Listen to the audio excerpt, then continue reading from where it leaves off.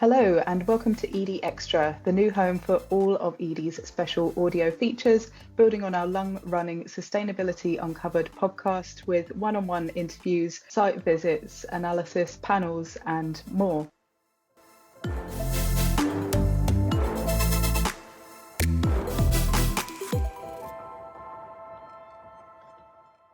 Hello listeners and welcome to Edie Extra. Building on the success of Edie's long-standing Sustainability Uncovered podcast series, Edie Extra is a place to find all the in-depth conversations with sustainability professionals about sustainability professionals. Today, we're headed back to the green room where the Edie team sits down with the biggest names in corporate sustainability to gain valuable insight and lessons, find out what gets them out of bed each morning, and what trends they see on the horizon. For this episode, I'm delighted to say I'm joined by Jennie Colville, Head of ESG and Sustainability at Landsec. Thank you so much for joining me today. How are you, Jennie? Hi, Sidi. Lovely to be here with you today, and thank you for having me. I look forward to having our chat. Yeah, I'm really excited for this episode as well, and once again, thank you. I would like to start at the very beginning of your career journey. You studied atmospheric sciences and meteorology at the University of Cape Town, and then went on to do a master's in environmental conservation and auditing, which I find extremely cool. What first sparked your interest in sustainability, and how has that motivation evolved over the course of your career? Great question, and I've just been actually doing some sessions with young people and talking about my career journey, and unbelievably I'm working in a sector that I'm incredibly passionate about and have been passionate about for many years. I think my whole passion for environmental sustainability started when I was about 9 years old, when I remember going to Spa with my mum and we were looking at different deodorants, and this was at the time of the Montreal Protocol, which was when the international agreement that came together to protect the ozone layer where we had a hole in it. And I couldn't believe that humans could have such an impact on something as significant as a protective layer within our atmosphere, and I wanted to do something about it. So I remember saying to my mum, we cannot buy any deodorant with CFCs in it. And from then, I've always been passionate about trying to make sure that any of the activities that I do, both in my personal life and within my career, we're making sure that we're carrying out those activities with respect to the environment. We have one planet, there is no Earth 2, and we need to make sure that the activities we take today don't impact future generations. So it stemmed from when I was 9, and that sort of sparked my passion, and I went on to, I studied geography at school, and then I went on to study my various degrees, which you've outlined. That's a beautiful story. And you've since then had a very varied career journey, working in law, insurance, local government, consultancy, and now real estate. How has moving between these sectors shaped the way you embed ESG in an organization? When I started on the sustainability career journey, it was many years ago now, 20 odd years ago, and organizations were only starting to embed sustainability into their corporate functions. For example, my first job was as a first environmental practitioner at a law firm, LinkLaters. They were providing advice to their clients on environmental legislation, but internally they weren't doing anything themselves to reduce their impact on the environment. And I've gone from a position where the sustainability teams weren't embedded in organizations, or they had 1 or 2 people doing it. And throughout the course of my journey, I've seen how the sustainability has risen up the corporate board agenda, where you have got executive leadership teams and boards now being very cognizant of the risks and opportunities that the climate change crisis poses to businesses. So I've seen that evolution from sustainability being a nice to have, 1 or 2 people doing it, to now organizations really understanding that if we don't take action to mitigate our carbon emissions or adapt to climate change, there's a financial risk to the business. I think in terms of how I've shaped my roles within each of the different sectors, I think what's really important about sustainability and ESG and being a sustainability professional is no matter what sector you're from, you can always come into a business and firstly you need to understand what the business does, how the business is generating value and creating a return for shareholders if you're a listed company. But then the second thing to do is to understand what are the most material ESG issues relevant to that business. And focus on those material issues.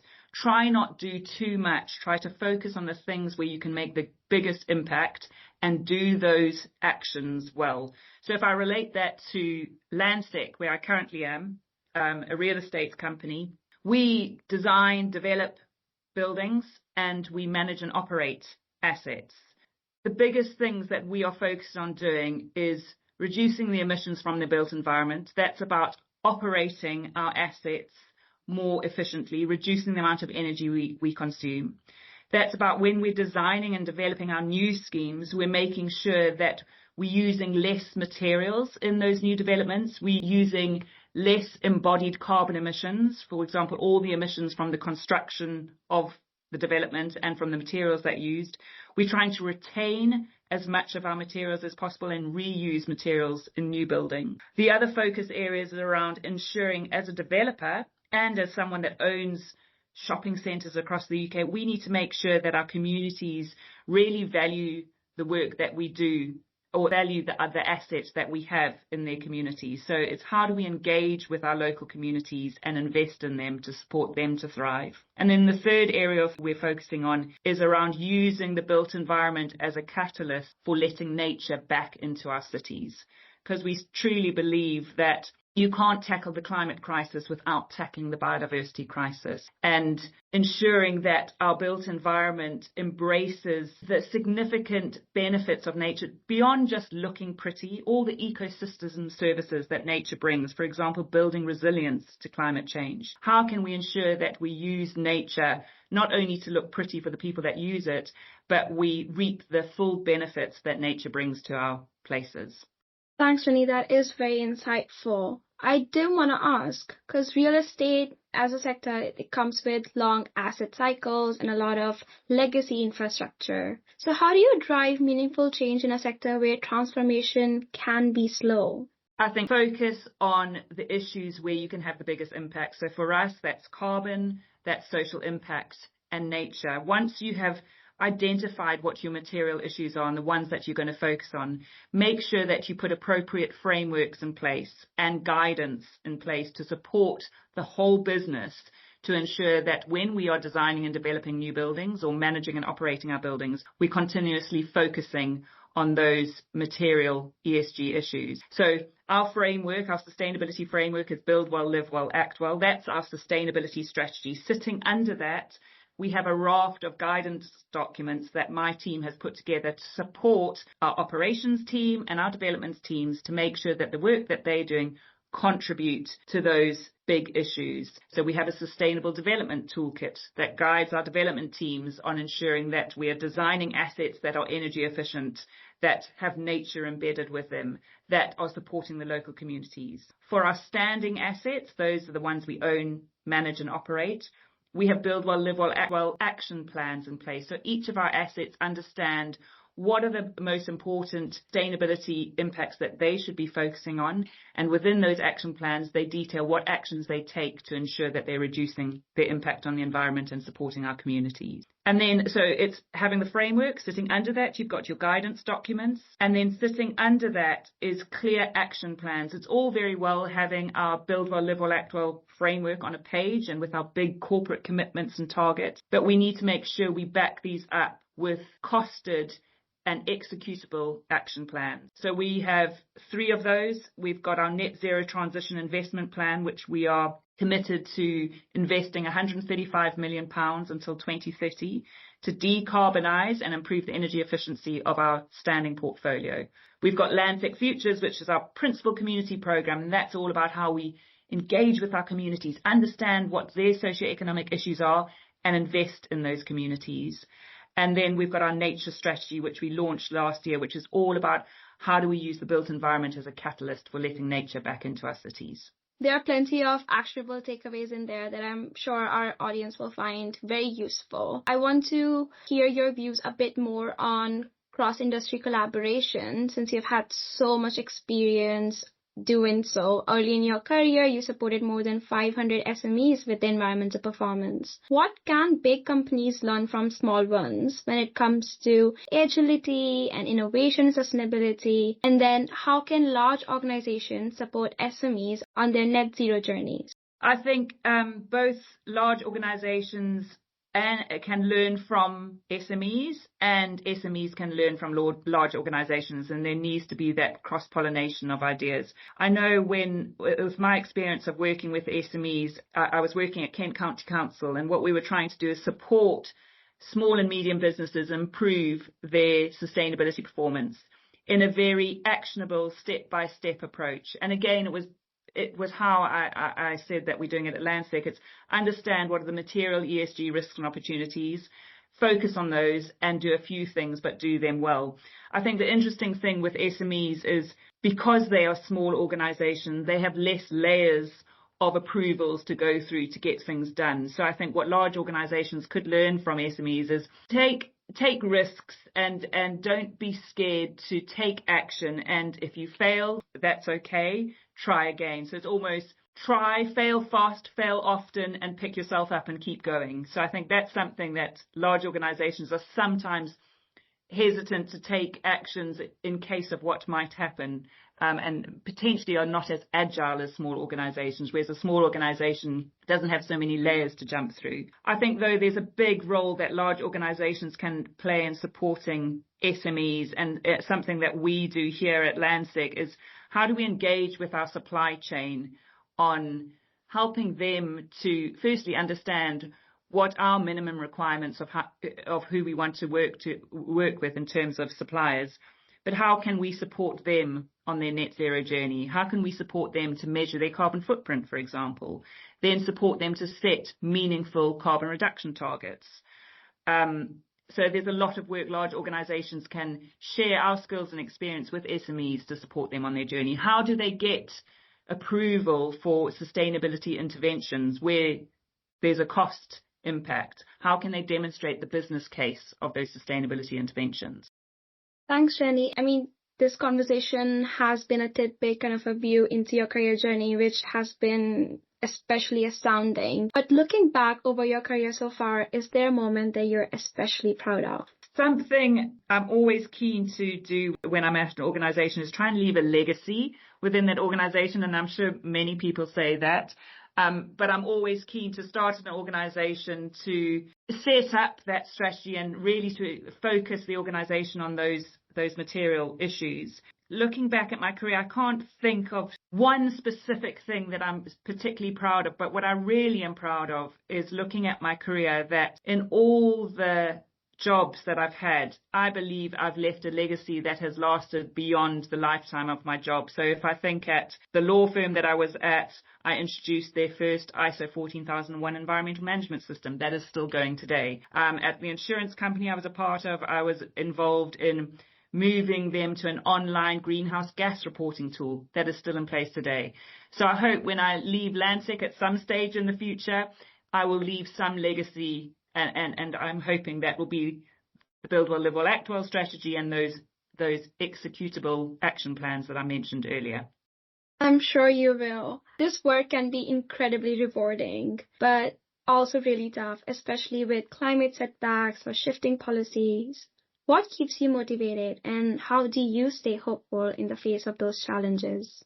I think we had a very interesting time at the moment. You mentioned sort of a challenging political environment. I think we had a very challenging economic and political environment in terms of sustainability. And I've heard this phrase before, so it's not one that I've made, but ESG is at a crossroads, and it's definitely in the crosshairs as well. We're seeing the impacts of climate change across the globe, and if we don't keep on track to reducing our emissions, we're going to have more severe weather events. We're going to have ice sheets and glaciers melting and sea level rising. We're going to see increased impact of climate change. I think, yes, the climate crisis is still very much there, but inflation is high. Interest rates are high. So there's this constant challenge of some sustainability inventions do require capital expenditure. How do we ensure we stay on track to deliver our sustainability commitments within this shifting economic environment? And I think it's really important as sustainability professionals, even more so than ever, is to focus on the things that have the biggest business value. Focus on the areas where you are seeing those operational cost savings, or you're seeing the drivers for sustainability there for example, in real estate, again, our occupiers are wanting the best-in-class workplace.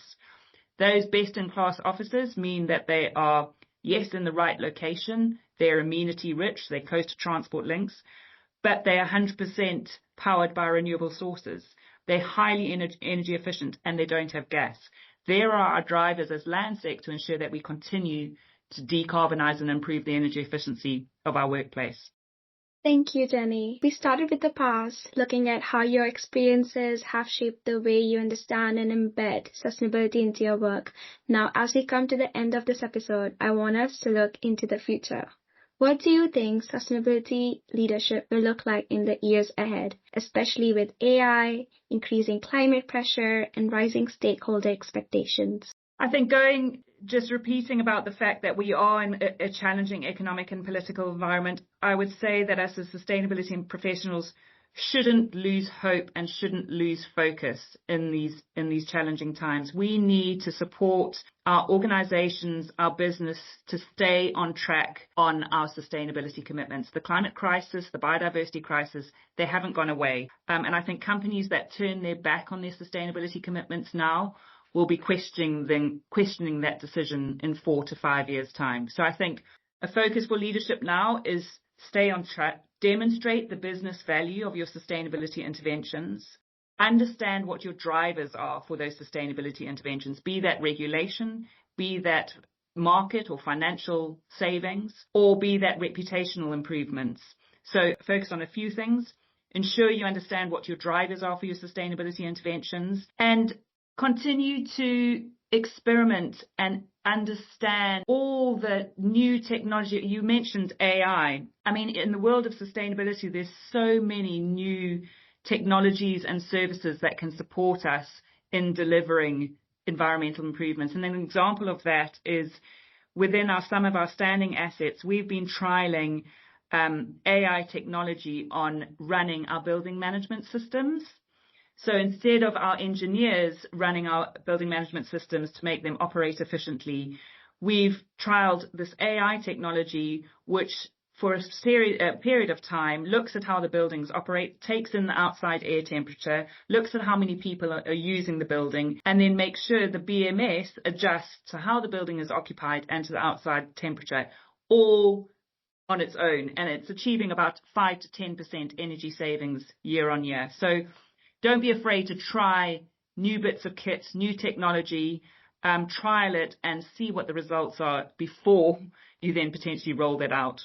Now that's certainly food for thought for our audience. Unfortunately, this is all the time we have for today. I'm sure our listeners at home will find this conversation as insightful and inspiring as I have. Thank you once again for your time today, Jennie. Goodbye. Thank you so much for having me. We'll be back soon on the ED Extra channel with more Susty talks and behind-the-scenes access to key sustainability projects that are driving the sustainability agenda. So be on the lookout for those. Be sure to subscribe to the ED Extra podcast on Spotify and SoundCloud. And until next time, thank you and goodbye.